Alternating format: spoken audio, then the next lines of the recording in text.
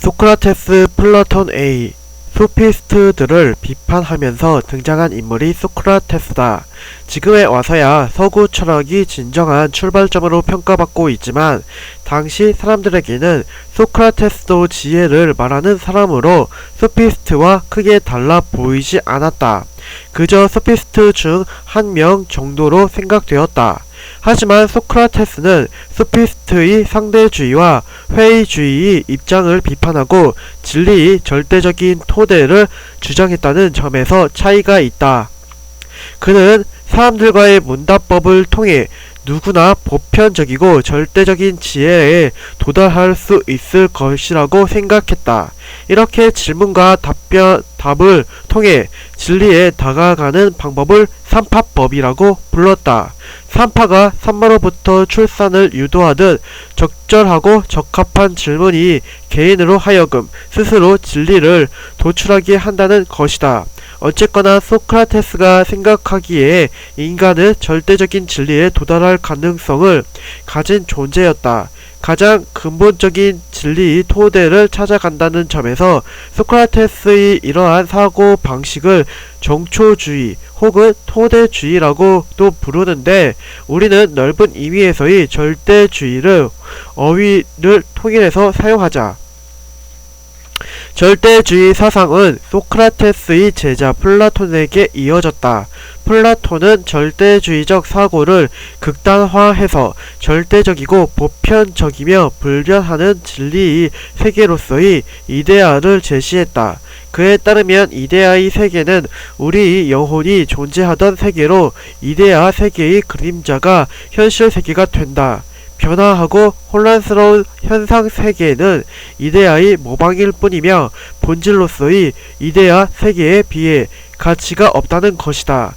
플라톤은 명색이 철학자라면 불안정한 물질 세계에 집착할 것이 아니라 초월적인 이데아에 대한 인식에 관심을 가져야 한다고 생각했다. 그렇다면 철학자들은 어떻게 이데아를 인식할 수 있는 것일까? 그것은 지혜를 통해서만 가능하다고 플라톤은 생각했다. 구체적으로는 세 가지 방법이 있다. 첫째는 상기의 방법이다.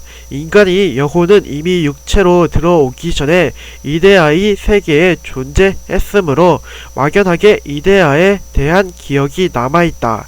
그래서 현실에서 사물들과의 접촉을 통해 기억을 되살릴 수 있다는 것이다.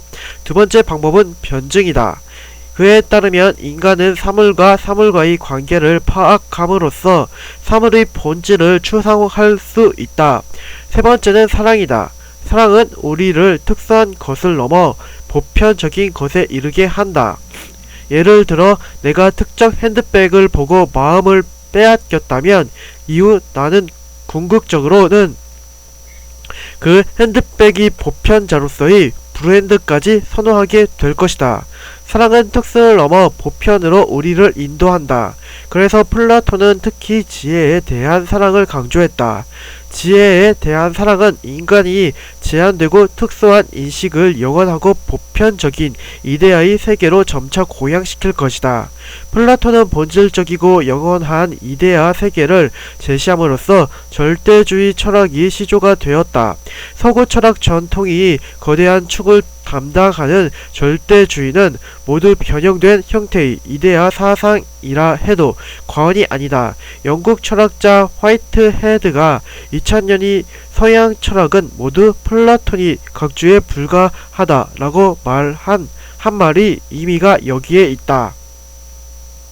플라톤이 철학은 불완전하고 제한적인 인간에게 완전하고 무한한 진리의 세계가 있음을 알림으로써 인간이 가능성을 극대화했다는 이의가 있다.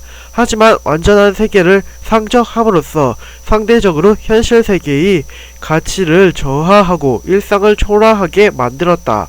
플라톤의 제자 아리스토텔레스는 이러한 스승의 생각에 불만이 있었다. 아리스토텔레스 비 플라톤이 절대적인 하늘 위의 세상에 관심이 많았다면 그의 제자 아리스토텔레스는 변화하는 땅 위의 세상에 관심이 많았다. 하지만 그는 아직 플라톤이 거대한 그늘에서 완전히 벗어난 것은 아니어서 보편적인 지식이나 초월적인 관념에 대해 어느 정도 인정했다. 현실을 넘어선 초월적인 근원을 탐구하는 학문을 일반적으로 형이상학이라고 하는데, 이 용어도 아리스토텔레스의 저서에서 기원한다. 나중에 발견된 아리스토텔레스의 저서들 중에 이름이 없는 것들이 있었는데, 이 내용들은 자연 현상에 대한 탐구가 아닌 그 근원에 대한 내용들이었다. 그래서 후세 사람이 이 원고들을 묶어서 그저 자연학 다음에 놓은 강의안이라는 뜻에서 메타피지카라고 명칭하였고, 이를 형이상학이라고 번역한 것이다. 형이상학은 현상 이면이 근원을 탐구하는 학문이다. 아리스토텔레스는 물리학, 시학, 생물학, 동물학, 논리학, 수사학, 정치학, 윤리학 등 거의 모든 분야의 학문을 탐구했는데, 이런 개별 학문은 기본적으로 존재하는 근원 개념이 있다. 예를 들어 정치학은 정치라는 근원 개념에서부터 모든 탐구를 시작하고, 생물학은 생물이라는 근원 개념을 전제하고 탐구를 진행한다. 그렇다면 개별 학문의 근원 개념들도 더욱 궁극적인 근원을 존재하지는 않을까? 이렇게 현실 학문이 근원 개념들에 대한 근원을 탐구하는 학문이 형이상학이다. 아리스토텔레스는 가장 근원적이고 보편적인 진리에 대해서도 관심을 가졌지만, 그의 주된 관심사는 현실이 존재였다. 그는 실체가 없는 이데아보다는 눈에 보이는 현실 세계의 원리를 파악하고자 했다. 그는 세계에 존재하는 개체들을 진료와 형상이라는 개념으로 구분해서 파악했다. 우선 진료는 무엇인가를 만들 수 있는 재료로 가능성의 상태에 있다. 예를 들어 찰흙은 진료다. 이런 진료를 아리스토텔레스는 가능태라고 불렀다. 다음으로 형상은 진료를 통해 만들어지는 실현의 상태다. 찰흙으로 빚은 코끼리가 형상이다. 그리고 이러한 형상을 현실태라고 불렀다. 여기서 중요한 것은 아리스토텔레스의 형상은 물질적인 진료에 기반한다는 것이다. 이것은 플라톤이 물질적 기반이 필요 없는 이데아에서부터 세계를 이해했던 관점과는 차이가 있다.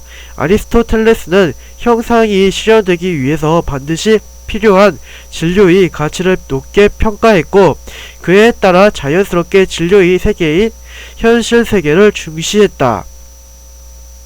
그런데 이런 진료와 형상, 가능태와 현실태는 고정된 개념이 아니다. 흙에서부터 시작해보면 흙이 진료가 되면 형상은 찰흙이 되고, 찰흙이 다시 진료가 되면 형상은 코끼리 작품이 된다. 진료로서의 코끼리 작품이 형상으로서의 전시회 작품이 될 수도 있다. 물질은 가능태로부터 현실태로 운동해 간다. 이러한 논리 구조를 따라가 볼 때 우리는 계속해서 현실태로 올라갈 수 있고, 그 반대로 가능태의 방향으로 내려갈 수도 있다. 그렇다면 맨 아래와 맨 위는 무엇이 있을까?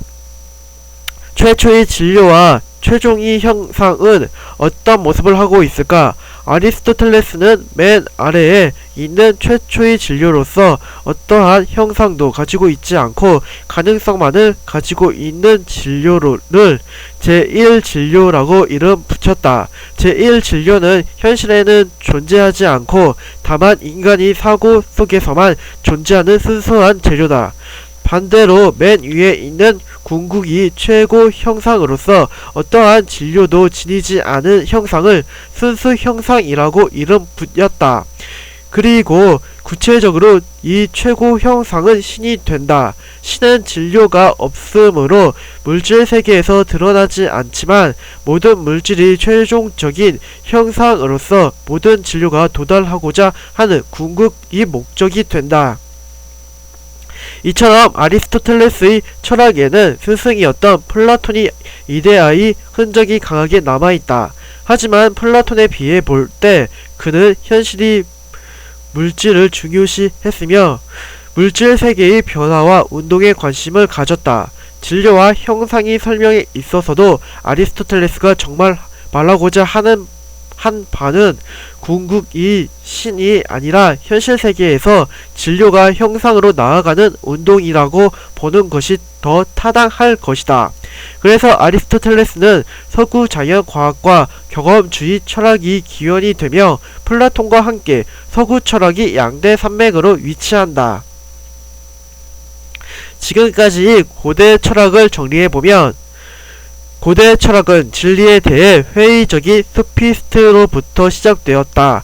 이를 비판하며 등장한 소크라테스는 절대적 진리를 추구했다. 이후 플라톤이 이를 계승 발전시켜 궁극이 절대적 세계로서 이데아를 제시했다. 반면 그의 제자 아리스토텔레스는 궁극이 절대 세계보다는 변화하고 운동하는 상대적인 현실 세계를 탐구하고자 했다. 이를 설명하기 위해 그는 형상과 진료의 관계를 제시했다. 이제 플라톤과 아리스토텔레스라는 서양 철학이 양대 산맥은 중세로 이어진다. 중세 철학, 교부 철학, 스콜라 철학. 교부 철학 A. 예수 그리스도의 십자가 처형 이후에 활동했던 사도들에 의해 그리스도교는 점차 유럽 사회로 전파되었다. 초기 그리스도교는 계시적이고 신비적인 측면이 강했는데 이러한 주관적인 특성으로는 로마 제국이 탄압과 다른 문화권이 비판으로부터 보호받기가 어려웠다. 따라서 그리스도교를 변호하기 위해서는 합리적이고 이성적인 이론 정립이 필요해졌다. 이러한 시대적 요청에 따라 기독교를 변호하기 위해 이성적인 노력을 했던 사람들을 교부라고 부르고 그들이 만든 이념을 교부 철학이라고 한다. 사실 이 명칭의 범위는 명확하지는 않다. 주교나 교회의 지도자부터 존경받는 평신도까지 이 명칭이 사용되었다. 교부들이 그리스도교를 변호하기 위해 차용된 이념은 플라톤이 이데아 사상이었다. 특히 당시 널리 연구되던 신플라톤 학파의 영향이 컸다. 신플라톤주의는 플라톤 사상의 기반 위에 이를 더 세분화한 것이다. 이에 따르면 이데아 세계의 궁극적 근원은 일자에 가서 닿는다. 일자로부터 세계가 분화되어 나온다. 그런데 이러한 사고방식은 그리스도교의 유효신 사상에 쉽게 대응할 수 있었으며 원시적인 그리스도교가 스스로의 사상적 체계를 벤치마킹할 수 있는 좋은 수단이 되었다. 실제로 지금의 그리스도교 사상은 플라톤이 절대주의와 유사하다. 예를 들어 신플라톤주의의 일자는 그리스도교의 하느님에 해당하고 플라톤이 이데아 세계는 그리스도교의 천국에 해당한다. 플라톤 사상에서 완전한 이데아 세계와 불완전한 현상 세계를 구분하는 이분법은 그리스도교에서 완벽한 천상 세계와 타락한 지상 세계를 구분하는 이분법과 동일하다. 이에 대해서 현대 철학이 문을 연 니체는 그리스도교가 대중을 위한 플라톤주의의 다름 아님을 정확하게 지적했다. 그에 의하면 플라톤 사상의 세계 이해 방식은 그리스도교 세계관에 그대로 반영되어 있다. 신플라톤주의를 토대로 초기 그리스도교 교리를 체계화하는 역할을 한 교부들로는 오리게네스나 그레고리우스 등이 있다. 이 중에서 가장 널리 알려진 인물은 4에서 5세기에 활동한 아우구스티누스다. 그는 초기 그리스도교의 대표적인 인물로 중세 기독 사상에 막대한 영향력을 미쳤다. 북아메리카 출신으로 이교도인 아버지와 열렬한 그리스도교인 어머니 사이에서 태어난 그는 젊은 시절에는 방탕한 생활을 하다가 참회하고 그리스도인이 되었다. 이후 방대한 학문적 지식과 플라톤 사상을 기반으로 그리스도교를 체계화했다.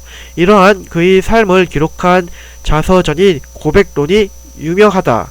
아우구스티누스에 따르면 세계는 신이 이데아에 따라서 그의 의지대로 창조되었다. 그리고 지상세계에서 원죄를 짊어진 불완전한 인간은 절대적 존재인 신의 은총에 의해 구원받을 수 있다. 이 구원의 대상이 누가 될지는 이미 신이 예정한 것이며 교회는 신과 예정된 대상이 매개되는 공간이다.